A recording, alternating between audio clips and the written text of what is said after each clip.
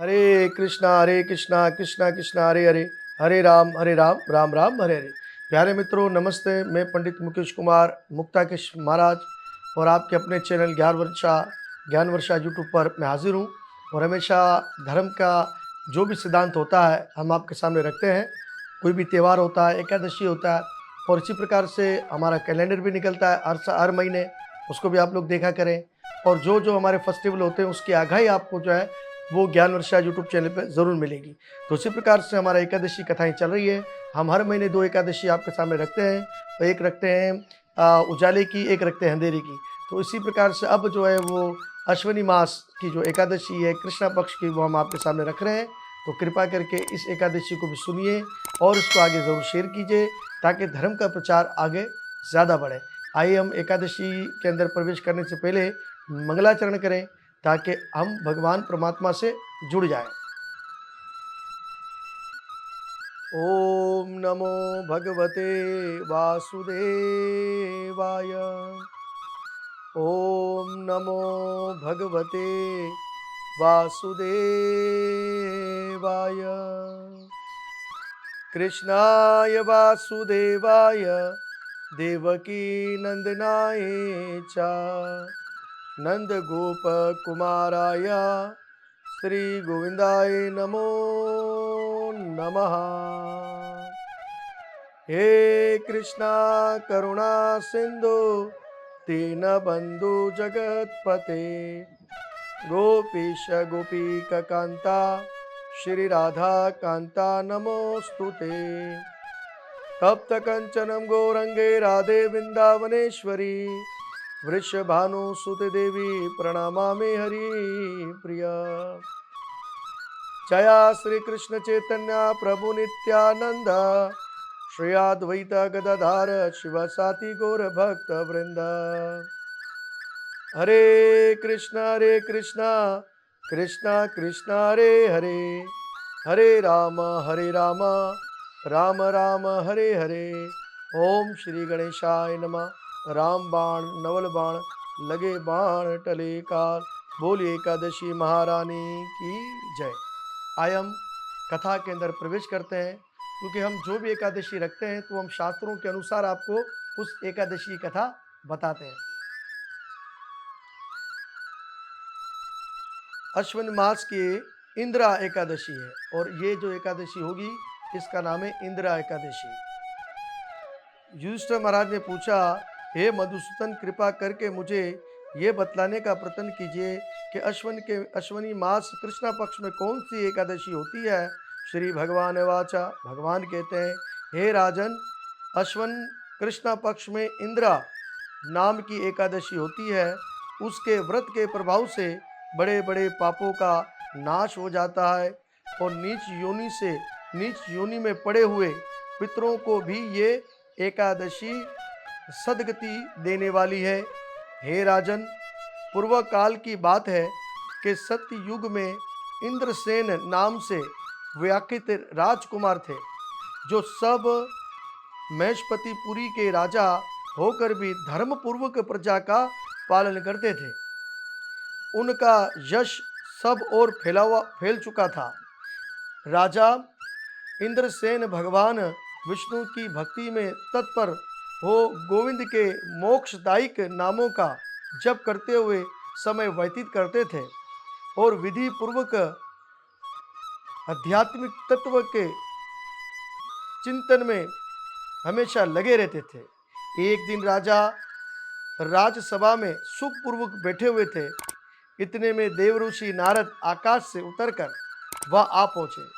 उन्हें आया देखकर हाथ जोड़कर खड़े हो गए और विधि पूर्वक उनका पूजन करके उन्हें आसन पर बिठा दिया।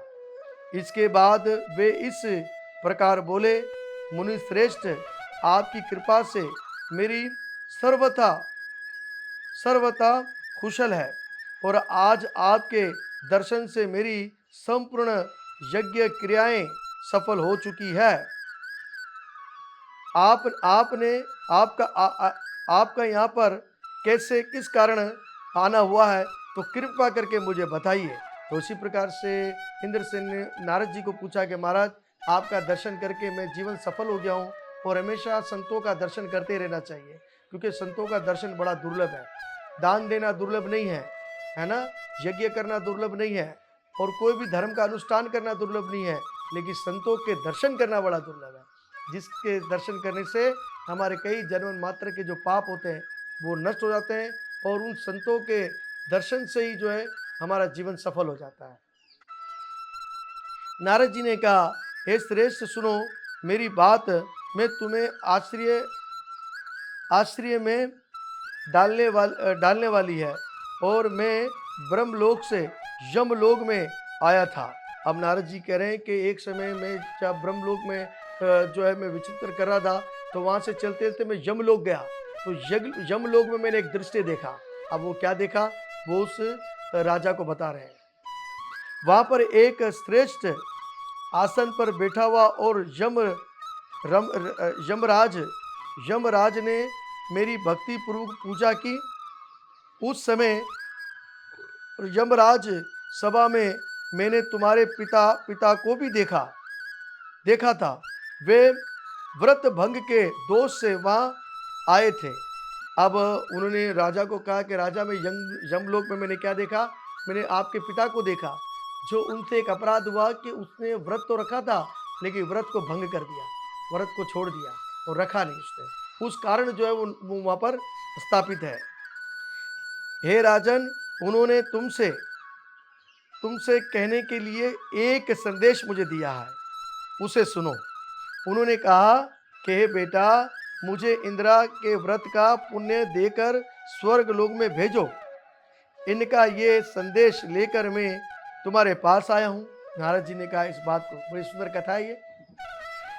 हे राजन,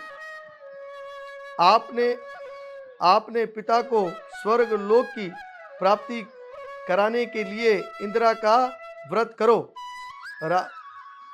राजन ने पूछा, भगवान कृपा करके इंदिरा का व्रत बतलाइए और किस पक्ष में, किस तिथि को और किस विधि से इस एकादशी का पालन किया जाता है, कृपा करके बताइए। नारद जी ने कहा, हे राजन सुनो, मैं तुम्हें इस व्रत की शुभकारिक विधि बतलाता हूँ। अश्वनी मास के कृष्णा पक्ष में दशमी की उत्तम दिन को श्रद्धा पूर्वक चित्त से प्रातः काल स्नान करो, फिर मध्य काल में स्नान करके एकाचित्त हो एक समय भोजन करे तथा रात्रि में भूमि पर सोए। रात्रि के अंत में निर्मल प्रभात होने एकादशी के दिन अनाज का त्याग करे और दातुन करके मुंह धोए। इसके बाद भक्ति भाव से इस मंत्र को पढ़े। और अगर आप इस मंत्र को नहीं पढ़ सकते हैं, लेकिन ऐसा जरूर आप बोल सकते हैं, हे कमल नयन भगवान नारायण, आज मैं सब भोगों से अलग हो निहार यानी कि भूखा रहकर कल भोजन करूंगा, यानी कि द्वादशी के दिन भोजन करूंगा। हे अच्युत, आप मुझे शरण दे। इस प्रकार नियम करके मध्य रात्रि में पितरों की प्रसन्नता के लिए शालिग्राम शिला के सम्मुख विधि पूर्वक श्राद्ध करें तथा दक्षिण से ब्राह्मणों को संस्कार करके उन्हें भोजन कराएं। इसके बाद ब्राह्मणों को दक्षिणा दें और उनको अच्छे भोजन कराएं और उनका आशीर्वाद दें और पितरों को दिए हुए अन्नमयी पिंड को सूंघकर विधान पुरुष या गाय को खिला देवे। फिर धूप और गंध आदि से भगवान ऋषिकेश का पूजन करके रात्रि में उनके समीप जागरण करे। इसके बाद सवेरा होने पर द्वादशी के दिन पुनः भक्ति पूर्वक श्री हरि की पूजा करे। उसके बाद ब्राह्मणों को भोजन करा के भाई बंधु नाती और पुत्र आदि के साथ स्वयं मौन होकर भोजन करे। हे राजन, इस विधि से आलस्यहित होकर तुम इंदिरा का पालन करो। इससे तुम्हारे पितर भगवान विष्णु के वैकुंठ धाम में चले जाएंगे। भगवान कृष्ण कहते हैं, हे राजन, राजा इंद्रसेन ऐसा कहकर देवऋषि नारद अंतर्ध्यान हो गए। राजा ने उनकी बताई हुई विधि से अंतपुर की रानियों, पुत्रों और जितने भी जो उनके रिश्तेदार थे, उन उस उत्तम उत्तम व्रत का अनुष्ठान बतलाया और किया। हे कुंती नंदन, व्रत पूर्ण होने पर आकाश से फूलों की वर्षा होने लगी और इंद्रसेन के पिता गरुड़ पर आरूढ़ होकर भगवान श्री विष्णु के वैकुंठ धाम को चले गए। और हे राजन, और इंद्रसेन भी अखंड राज्य का उपभोग करके अपने पुत्र को राज्य पर बिठाकर स्वयं स्वयं स्वर्ग लोक को चले गए। इस प्रकार मैंने तुम्हारे सामने इंद्र व्रत के महत्व का वर्णन किया है। इसको पढ़ने और सुनने से मनुष्य सब पापों से मुक्त हो जाता है। बोले श्रीमती राधा रानी की जय, कृष्ण कन्हैया लाल की जय। तो इस प्रकार से इंद्र एकादशी यहाँ समाप्त हुई है। और आप जो है इस वीडियो को ज़्यादा शेयर करें ताकि हमारे धर्म का प्रचार हो, और ज़्यादा उसको देखें, शेयर करें, लाइक करें और सब्सक्राइब भी करें इस चैनल को। अब हम दूसरी वीडियो में एकादशी कथा आपके सामने लेकर आएंगे।